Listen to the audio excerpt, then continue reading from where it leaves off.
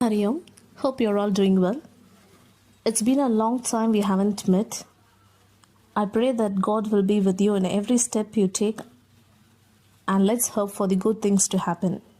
Stay safe and take good care of yourself. Now let's get into the class with a prayer. Close your eyes slowly. Take a deep breath and chant Om 3 times.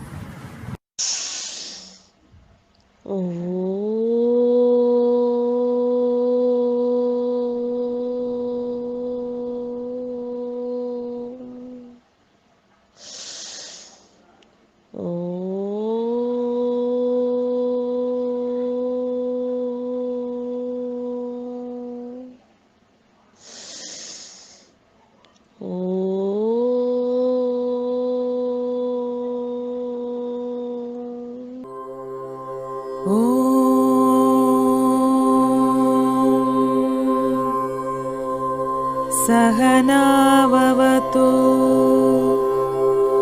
सहनौ भुनक्तु सह वीर्यङ्करवावहै तेजस्विनावधीतमस्तु मा विद्विषावहै ॐ शान्ति शान्ति शान्तिः हरि ओम् श्रीगुरुभ्यो नमः हरि ओम्. In this video, we are going to learn about urban changes during the British period. In the last class, you might have learnt about ancient towns, medieval towns, and the modern towns. Then about the unique features of urbanization under the British rule. That deindustrialization, deurbanization, the growth of new urban centers, port cities, cantonments, hill stations, railway towns. Learning objective of this video.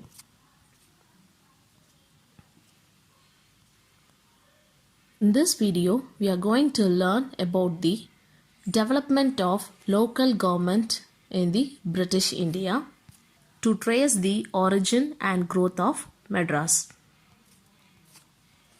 Now, let's get into the class. Let's get into the video. Creation of municipalities and corporation. The development of local government in the British India may be traced in three distinct phases. The first phase is during 1688 to 1882.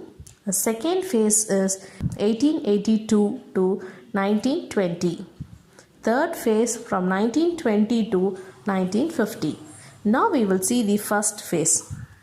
Municipal government in India has been in existence since 1688. With the formation of Madras Municipal Corporation with a mayor, Sir Josiah Child, one of the directors of the East India Company, was responsible for the formation of the corporation. The Charter Act of 1793 established municipal administration in the three presidency towns. According to the provisions of the Act of 1850, municipalities were formed in northwestern frontier provinces.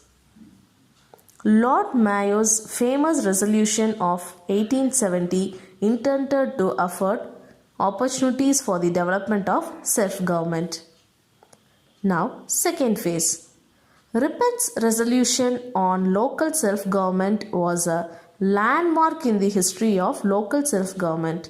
So Ripon is rightly regarded as the father of local self-government in India, and his resolution as the Magna Carta of local self-government. Third phase. The Government of India Act of 1919 introduced Yaqui in the provinces. The Government of India Act of 1935 introduced provincial autonomy. With the attainment of the independence in 1947, India had a unique opportunity of making and molding local government to meet the needs of the free nation.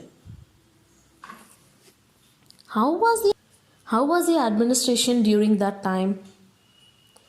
Administration of the presidency town.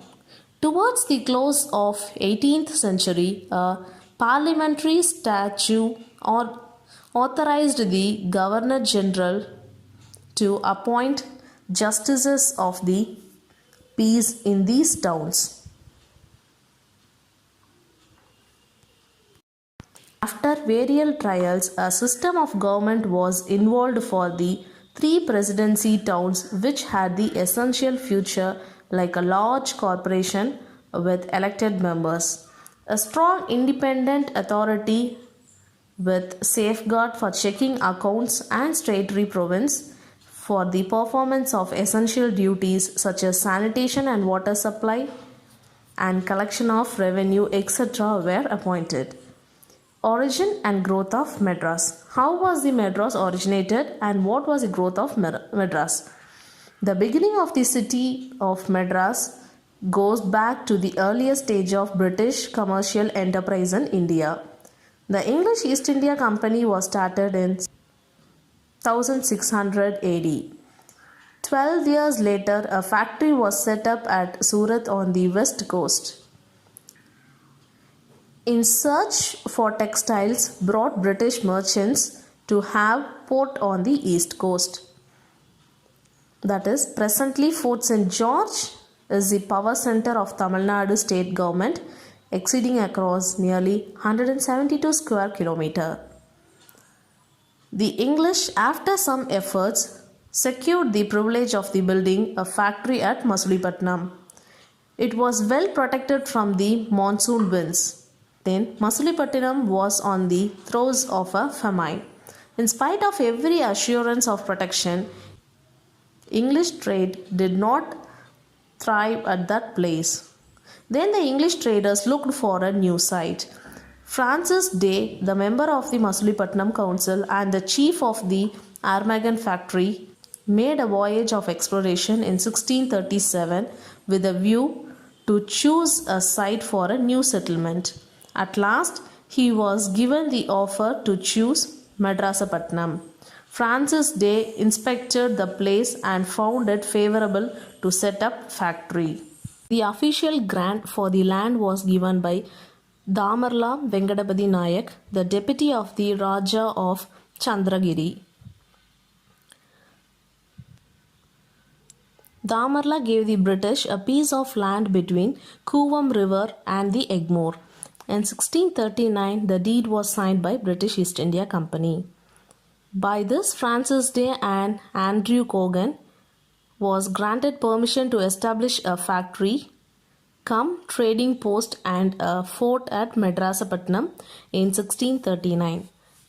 This fortified settlement came to be known as Fort St. George Settlement.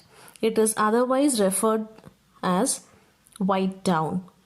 While the nearby villages inhabited, a local population was called as Black Town. Collectively, the White Town and the Black Town were called Madras. Madrasapatnam. Damarla Venkadapati gave the English the grant of Madrasapatnam. He was under the control of Venkadapati Rayalu, the Raja of Chandragiri. Venkadapati was succeeded by Sri Rangaraya in 1642. He issued a new grant to English in 1645 called Sri Rangaraya Patnam. Venkadapati desired that the name of Sennapatnam should be given to the new fort and settlement of the English after his father Chennappa Nayak. But the English preferred to call the two united towns by the name of Madrasapatnam, making of Chennai. Chennai was once a group of villages set amidst palm fridge padley fields until two English East India Company merchants visited there. Rajamahal in Chandagiri Palace, where Sir Francis Day of the East India Company was granted land in 1639 in order to set up factory which later came to be known as Madras. The first factory was completed on St. George Day, 23 April 1640 and named Fort St. George. Day and Corgan were jointly responsible for the construction of Fort St. George. This was the first East India Company principal settlement until 1774. The Madras Presidency was an administrative subdivision which was referred to as Madras Province. The Madras Presidency during the British reign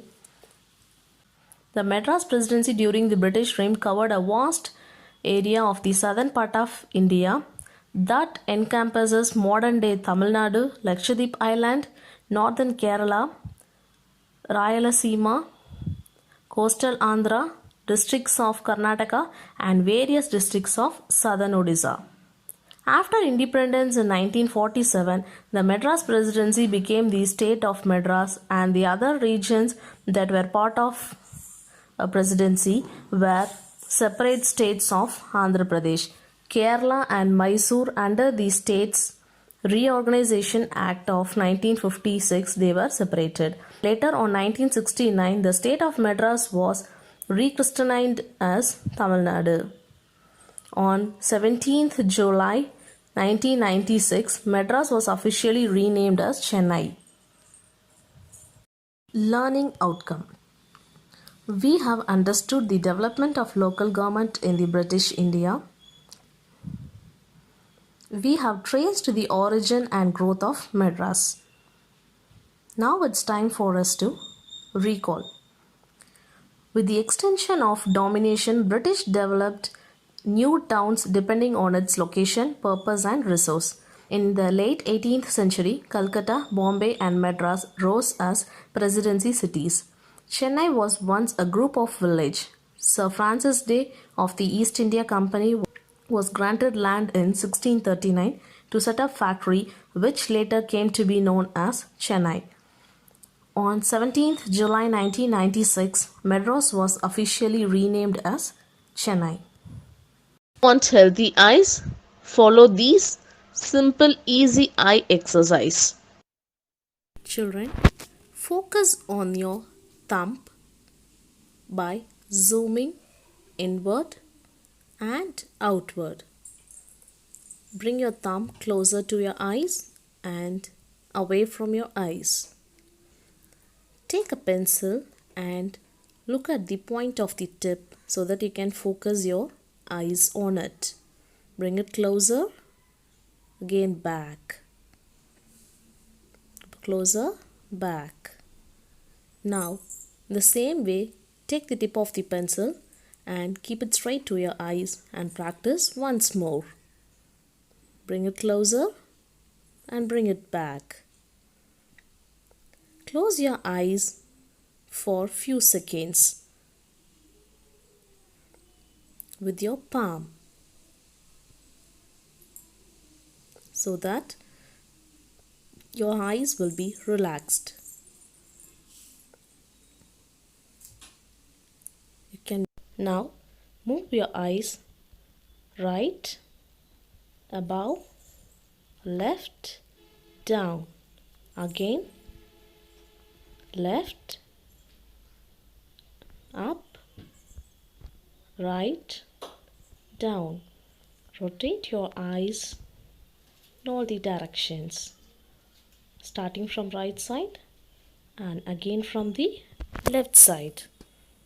Practice once more. Now children, wash your face with clean water which is in your room temperature.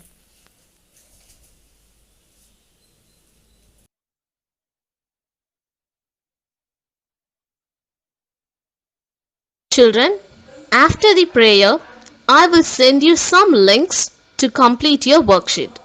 Open the link and copy down the questions and answers in your notebook and send a photocopy to me. And let's conclude the class with the prayer. Slowly close your eyes. Let's all close our eyes. Take deep breath.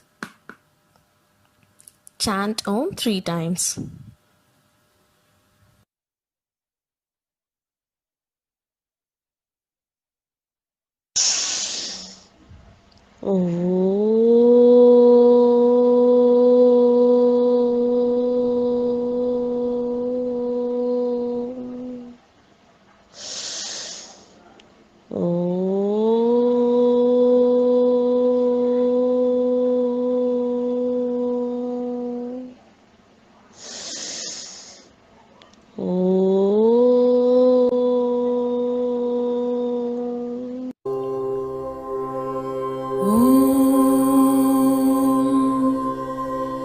पूर्णमद पूर्णमिदं पूर्णात् पूर्णमुदच्यते पूर्णस्य पूर्णमादाय पूर्णमेवावशिष्यते ॐ शान्ति शान्ति शान्तिः हरि ओम श्री गुरुभ्यो नमः हरि ओम।